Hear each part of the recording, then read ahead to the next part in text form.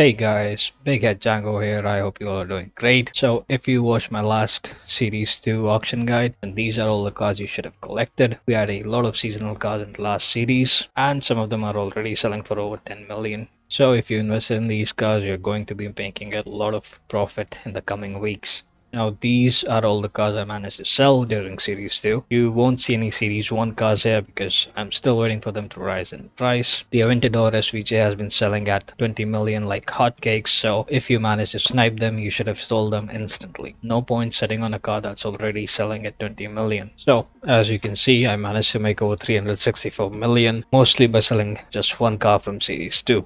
Now let's get on with the auction house guide. First, some information regarding the auction house. If you are new to the game or you would like a refresher, then I recommend watching through the next section. If, however, you would like to find out what cars to invest in for this series, then you can just skip to the timestamp shown on screen. You can also find the timestamps in the description. If you feel there is something important that I should have mentioned, feel free to let me know in the comments below and I will update future videos. Before I go any further, I would like to thank my friend Atomica as well as Rick JD from YouTube. They gave me some valuable feedback. There were some things I missed and some things that needed to be updated. So shout out to these guys. There's nothing better than when players come together to help out other players. It's just the best part of gaming. So let's get started. The value of each car on the auction house depends on the source of the car. There are three main sources for obtaining cars, namely the auto show, wheel spins, and seasonal playlists. Any car that can be obtained from the auto show has no real value. They are always available for all players. Any car that sells in the auto show usually sells for cheaper in the auction house, so be sure to look there if you don't care about being the original owner on the car. Further, a large number of auto show cars can be obtained from wheel spins, and if you get duplicates, you can sell them for half the cost of the car. So a car like the Shelby Daytona can be sold from the wheel spins menu for 15 million credits. The game uses a rarity system, but this only determines drop rates for cars from wheel spins, with legendary cars having the lowest drop rates. Some cars can only be obtained from wheel spins. However, the value for such cars is solely determined by performance and popularity, irrespective of rarity. So, while some wheel spin only cars can make you credits, they are still not a good investment. For cars that are not found in wheel spins, the game's rarity system is irrelevant. The maximum value lies in seasonal cars. Seasonal cars can only be obtained via weekly playlist events, the Forzathon shop, and sometimes Super 7. These cars will only be available for a limited time and as a result are very good investment cars because prices only rise once they leave the festival playlist. Depending on popularity and performance, they can go for anywhere between 7 and 20 million. So while a car is available in a week, you want to snipe them in the auction house and sit on them for prices to increase, at which point you can sell them for very large profits. Usually each car will reach a stable max price within 3 weeks of leaving the festival playlist. Irrespective of source, whenever a car is added to the weekly playlist, it will see a price drop on the auction house. Auto show cars will be even less valuable and wheel spin only cars generally see a price drop and never recover. However, when a seasonal car is added to a playlist, you want to snipe and sit on them again for prices to rise later on.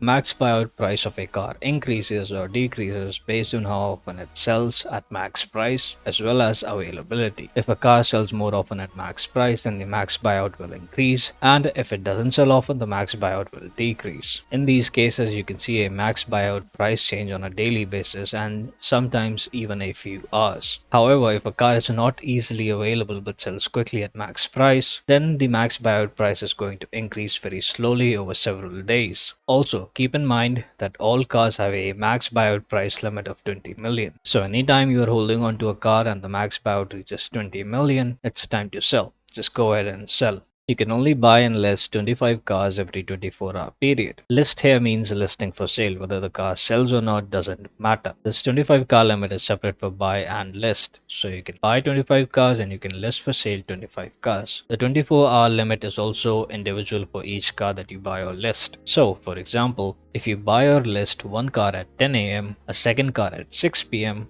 and 23 cars at 11 p.m., you will not be able to buy or list anymore after that. However, at 10 a.m. the next day, you'll be able to buy or list one car, at 6 p.m. two cars, and at 11 p.m. all 25 cars. So that is how it works. The reset is on a per car basis. Now, using this last bit of info, you can actually buy 50 cars in about 24 hours. So let's say between 10 and 11 a.m. today, you bought 25 cars.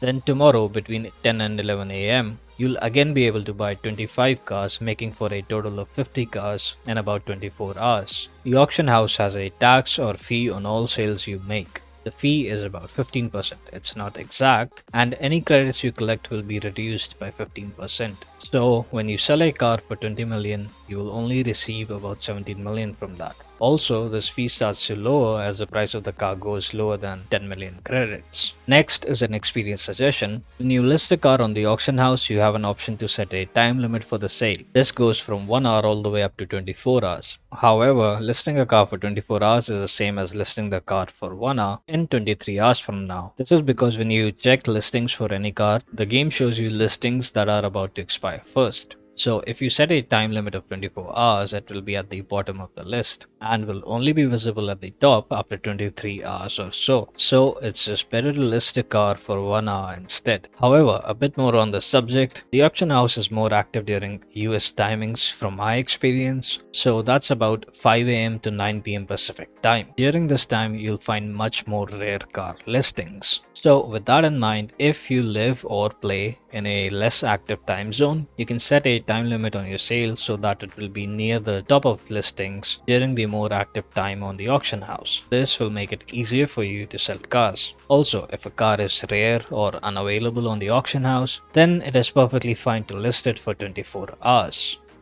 You can also use the auction house as a temporary storage for cars. If you frequently use the auction house to make credits, at some point you will end up buying hundreds of cars. Your garage only has a 1000 car limit, and if you also like collecting cars, it will fill up quite fast. So, if you don't claim cars from the My Bid section, you won't have to worry about garage space. Eventually, when the price of the cars is high enough, you can claim them and put them up for sale. However, keep in mind that unclaimed cars and any uncollected credits only remain in the auction house for 60 days. After which point the listings are removed automatically. The 60-day time is from the completion of an auction. Now, while you should be using the auction house as a storage, you should also know that there is a risk involved. If the auction house servers fail like they did towards the end of Forza Horizon 4, you will end up losing all your unclaimed cars and credits. Playground games did compensate players for the credit values, but there is that risk. This next point comes down to personal preference, but if you are playing the game regularly, you don't really need to invest in more than 10 of each seasonal car. If you do, it can sometimes be slow and annoying to sell them all off. And those are all my tips for the auction house. If there is anything important you wish to add, do let me know in the comments. Now I'll explain bidding and sniping. There are 3 ways to acquire cars from the auction house. The first is to buy a car at max price. The second method is bidding, where you place bids and compete with other bidders in order to win the car. Now, when you do play a bidding war, it is better to bid on only one car at a time. That way, your My Bid section loads faster and you don't have to go through a list of cars to bid on the car you are trying to win. Every time you place a bid, whether it fails or succeeds,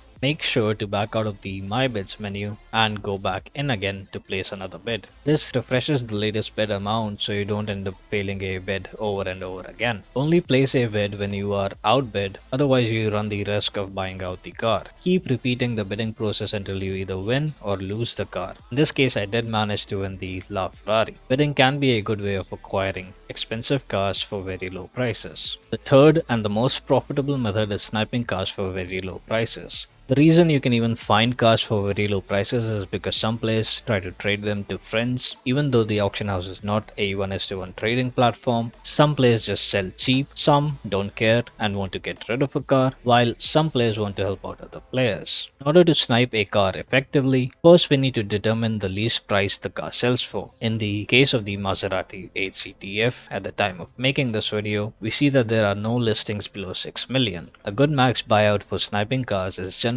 50% of the lowest consistent selling price you can find. So in this case, we will go for 3 million. After that, it is a matter of refreshing the search over and over until you find a cheap listing, and then you can go for an immediate buyout. Now, I am going to be completely honest, as profitable as sniping can be, it is also super inconsistent. Sometimes you can snipe anywhere between 6 to 10 cars in an hour, and sometimes you won't even see one listing. You also compete with other players while sniping cars, so your internet speed and quality, as well as your hardware, also play a big role in how fast you can be in order to snipe cars successfully. Having the game installed on an SSD helps out a lot. For the purpose of this video, I want to show you what sniping looks like. When you find a cheap car listing, you immediately want to hit Y for auction options, then head down to select buyout, then quickly start tapping the A button on controller or the enter key on a keyboard to confirm the buyout. This is how it looks when done correctly.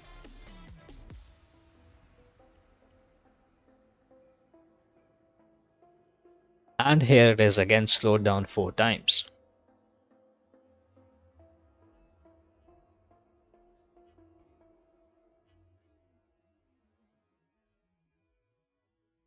And that's all about sniping for now. Now for the most important part of this video, the cars to invest in for Series 3. Here is a list of all cars available in Series 3 that we know of. The list does not contain Forzathon shop cars or Super 7 cars for the coming weeks. You can find a link to the spreadsheet in the description, and I will be updating it regularly. Like I explained before, the only cars you want to invest in are seasonal cars, and I'll quickly go over all of them for this series. First we have the Zenvo TS1 and the 1971 Ford Mustang Mark 1 via the series rewards. In week 1 summer, we have the 2003 Toyota Celica. In week 2 autumn, we have the Donkerwood D8 GTO, as well as the Toyota Land Cruiser AT37. In week 3 winter, we get the Toyota Hilux AT38. And in week 4 spring, we see the Jaguar XKRS GT and the Vauxhall Lotus Carlton. And that's it for this video. If you find it helpful, do subscribe, like and comment. This is Big Head Django. I'll see you next time.